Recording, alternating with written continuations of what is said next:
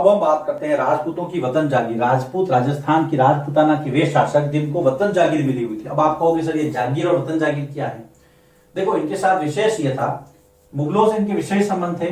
तो वतन जागीर का मतलब ये है, वतन जागीर जिस जागीर पर या जिस जमीन पर जो उनकी जागीरी थी, जिस जागीर पर शासक के बाद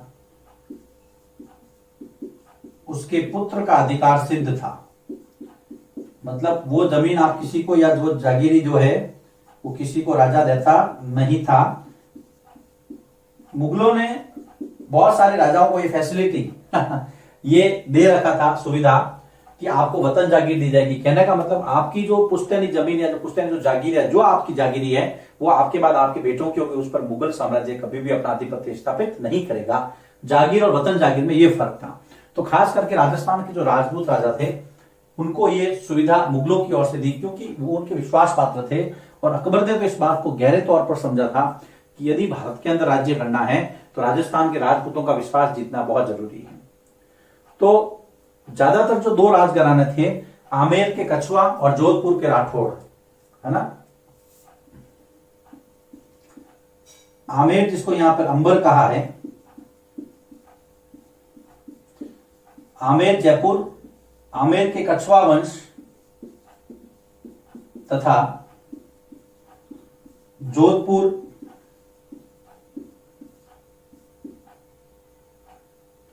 जोधपुर के राठौड़ वंश, है ना। जोधपुर के राठौड़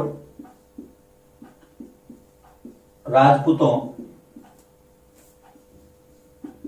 की सेवाएं मुगलों को विशिष्ट रूप से मिलती रही। मतलब इन्होंने बहुत हेल्प की, अकबर किया मुगलों की। और मुगलों का जो साम्राज्य विस्तार था वो राजपूतों के बिना अधूरा था। राजपूतों ने अपनी जान पर खेलकर कई बार उनके लिए युद्ध जीते और उनके विश्वास को नहीं तोड़ा।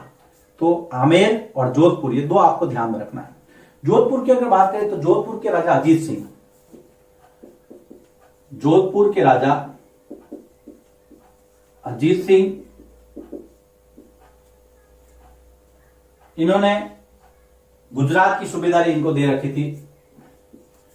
ये मुगलों के समय गुजरात के सूबेदार थे। कई बार मुगलों से विवाद भी हुआ, लेकिन फिर भी विश्वास पात्र थे। गुजरात की सूबेदारी इन्होंने फिर अपने साम्राज्य विस्तार किया और नागौर को जीता। पाली से लगता हुआ, जोधपुर से लगता हुआ नागौर, उसको जीता। तो जोधपुर में राजा अजीत सिंह का नाम आता है। और अगर जयपुर की बात करें, आमेर की, तो आमेर के जय सिंह, आमेर के जय सिंह, सवाई राजा जय सिंह, है ना। इनको सवाई की उपाधि मिली हुई थी। आमेर के सवाई राजा जय सिंह की बात बहुत बार आती है, बहुत जिक्र आता है। सबसे प्रतापी शासक थे कछुआ वंश के सवाई जय सिंह। इनको 1722 में आगरा की सूबेदारी दी गई। 1722 में इनको आगरा की सूबेदारी मिली। आगरा की सूबेदारी 1722 में दी गई इनको। 1727 में इन्होंने जयपुर की स्थापना की और अपनी राजधानी बनाई। जयपुर की स्थापना और राजधानी बनाया जयपुर को 1727। याद रखना, जयपुर की स्थापना किसने की? सवाई राजा जय सिंह ने 1727 के अंदर। अगर हम बात करें तो इन्होंने देखो 12 वर्ष तक इन्होंने आगरा की सूबेदारी की, 6 वर्ष मालवा की सूबेदारी की। जय सिंह, सवाई राजा जय सिंह ने 12 वर्ष आगरा की और 6 वर्ष मालवा की सूबेदारी की। तो देखिए 12 वर्ष आगरा और 6 वर्ष ये मालवा के सूबेदार रहे। तो इतना लंबा समय काय के सूबेदार रहना, तो ये सबसे पहले तो विश्वास पात्र और वीर दोनों काम जरूरी था। इनकी सेना, इनका तोपखाना, इनका बारूद बहुत ज्यादा था। इनके पास एक विशाल सेना थी, इनके पास तोपखाना था और बारूद था।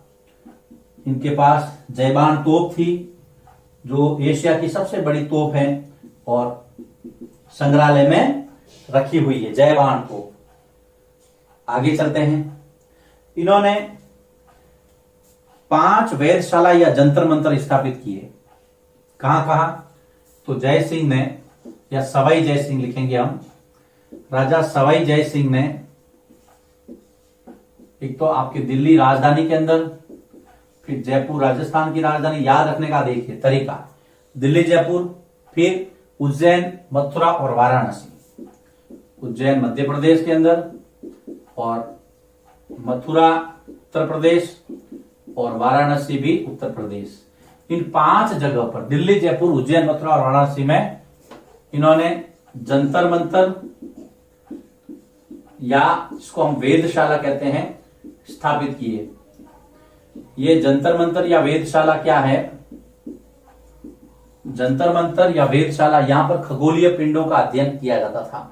खगोलिकी का अध्ययन, खगोलीय पिंडों से संबंधित अध्ययन, खगोलीय पिंडों से संबंधित अध्ययन होता था और बहुत ही उस समय की गणना और बहुत सारे जितने भी आप रिसर्च कह सकते हैं यहां पर किए जाते थे और बहुत सारे मेथड्स यहां से डेवलप किए गए।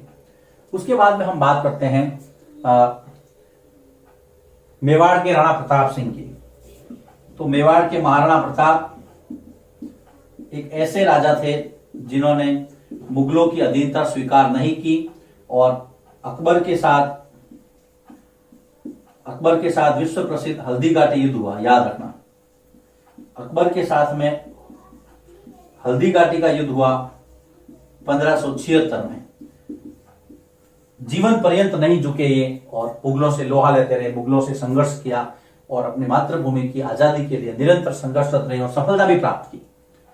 राणा प्रताप एकमात्र ऐसे राजपूत राजा थे जिन्होंने मुगलों की अधीनता स्वीकार उस समय नहीं की, अंत तक नहीं की। तो ये राजपूतों की वतन जागी, कुछ राजा, उनसे संबंधित तथ्य, 2 आपके दुर्गों का भी वर्णन दे रखा है। एक है मेहरानगढ़ दुर्ग और एक है आपके चित्तौड़गढ़ दुर्ग। तो लिखिए इसको, उसके बाद में थोड़ा सा आगे बढ़ते हैं, छोटा सा टॉपिक बाकी रहा है। फिर ये कंप्यूटर का चित्र दिया हुआ है, मेहरानगढ़ दुर्ग, मेहरानगढ़ दुर्ग या किला। मेहरानगढ़ दुर्ग ये राव जोधा ने बनाया था, राव जोधा ने बनवाया, जिन्होंने जोधपुर की स्थापना की थी। और ये चिड़ियाटूप पहाड़ी पे है जोधपुर के अंदर। तो मेहरानगढ़ दुर्ग का चित्र है। एक आपके चित्तौड़गढ़ दुर्ग है जो चित्रांगद मौर्य ने बनवाया था, चित्तौड़गढ़ दुर्ग, चित्रांगद मौर्य। और इस दुर्ग के अंदर बहुत सारी वीर गाथाएं जुड़ी हुई हैं। चित्तौड़गढ़ दुर्ग है ना, कहते हैं गढ़ तो चित्तौड़ बाकी सब गढ़ैया। तो चित्तौड़ दुर्ग जो है वो बहुत ही महत्वपूर्ण दुर्ग था और रानी पद्मिनी का जौहर यहीं पर हुआ है ना। आगे चलते हैं। फिर नादिर शाह के आक्रमण का जिक्र आता है। तो नादिर शाह का 1739 में जो आक्रमण हुआ था, नादिर शाह का आक्रमण में इसका पुत्र जवाहर शाह भी साथ में था। पुत्र जवाहर शाह, जिसने भारत के बहुत सारे राजाओं से हेल्प ली थी। मराठों का नाम आता है, सिखों का नाम आता है। नादिर शाह का आक्रमण 1739। उस समय मुगल सम्राट था मोहम्मद शाह, जिसको मोहम्मद शाह रंगीला के नाम से जाना जाता है। उसने न तो दिल्ली की रक्षा कर पाया, कहते हैं वो बड़ी आलसी प्रवृत्ति का था। जब नादिर शाह यहां से गया तो 60 लाख रुपए, याद रखना, क्या क्या ले गया? 60 लाख रुपए।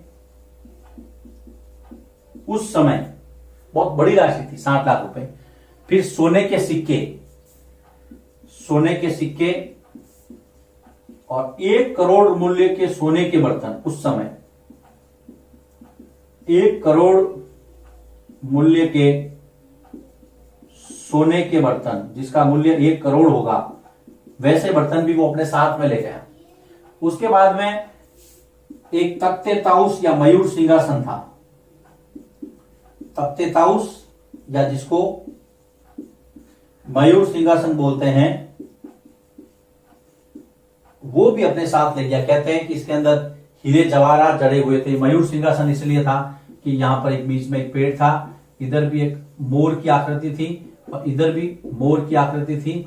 और इसके पंखों में, और इस पूरा एक सिंहासन था इस तरह से, और इसके अंदर हीरे जवाहरात जड़े हुए थे, जिसकी कीमत बेश कीमती था, वो करोड़ों रुपए से भी ज्यादा इसकी कीमत थी। वो यहां से ले गया।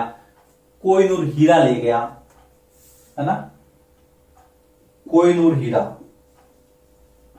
तो ये नादिर शाह के आक्रमण की बातें हैं। तो इसके साथ में वतन जागीर और नादिर शाह का जो थोड़ा बहुत दिया हुआ था ये पूरा होता है। इसके अंदर हमने क्या क्या देखा, देखिए। सबसे पहले हमने देखा कि मेहरानगढ़ दुर्ग राव जोधा ने, और चित्तौड़गढ़ दुर्ग और नादिर शाह के आक्रमण की थोड़ी सी चर्चा की। उसके पहले हमने जोधपुर के राजा अजीत सिंह राठौड़, वो गुजरात के सूबेदार थे, नागौर को जीता। आमेर के सवे राजा जय सिंह के बारे में काफी कुछ दिया हुआ है ना। 1727 में जयपुर की स्थापना की, 1722 में आगरा की सूबेदारी मिली, 12 वर्ष आगरा के सूबेदार रहे, 6 वर्ष मालवा के रहे, और इनके पास सेना, तोपखाना और जारूद, मतलब बहुत ही शक्तिशाली राजा थे ये। इन्होंने 5 जंतर मंतर या वेधशालाएं बनवाई, उज्जैन, मथुरा, दिल्ली, जयपुर और वाराणसी। सवाई जय सिंह ने, याद रखना, 5 के नाम पूछ सकते हैं।